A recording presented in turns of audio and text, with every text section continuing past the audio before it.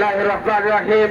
সম্মানিত বিক্ষুব্ধ জনতা, আপনারা জানেন যে ইসরায়েল এই মাহে রমজানে আমাদের মুসলমান ভাইদের উপরে নির্বিচারে হামলা করে শত শত মুসলমান ভাইদেরকে নিহত করেছে, শহীদ করেছে।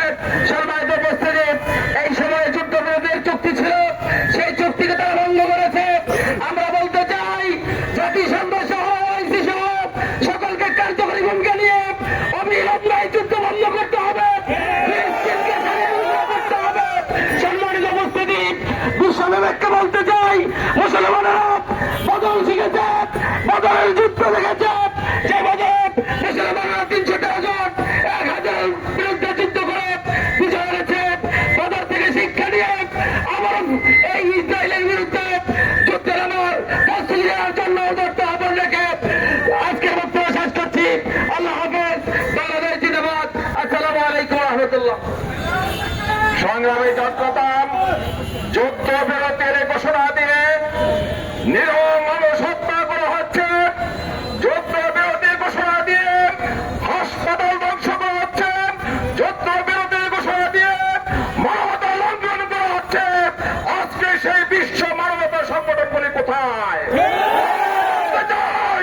সংগ্রামী জনতা, আজকের এই বিক্ষোভ সমাবেশের মধ্যে বক্তব্য রাখছেন গাজীপুর মহানগরের সংগ্রামী নায়েব আমির, কালীগঞ্জের জননেতা জনাব মোহাম্মদ খায়রুল হাসান।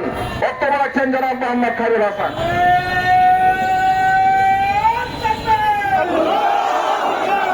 আসসালামু আলাইকুম ওয়া রাহমাতুল্লাহ। আলহামদুলিল্লাহি রাব্বিল আলামিন ওয়া সলাতু ওয়াসসালামু আলা রাসূলিল কারীম।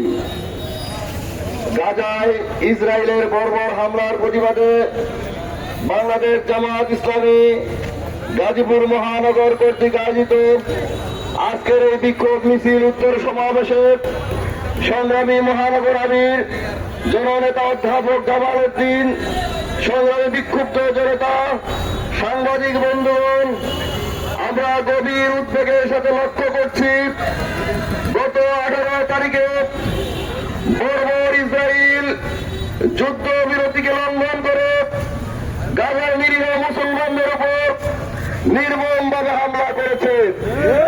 আমরা দেখেছি তাদের এই হামলায়